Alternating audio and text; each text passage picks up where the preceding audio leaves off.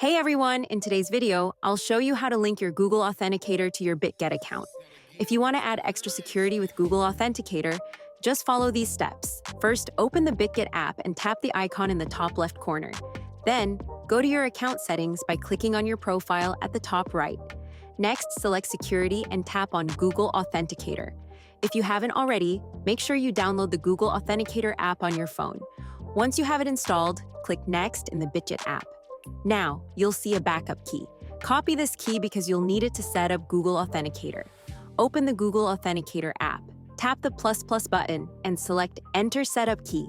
Paste the backup key in the required field, type Bitget as the account name, and then tap Add.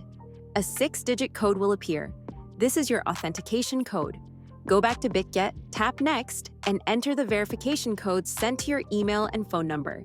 After entering the codes, tap Confirm, and that's it. Your Bitget account is now successfully linked to Google Authenticator. If you found this video helpful, don't forget to like and subscribe for more tutorials.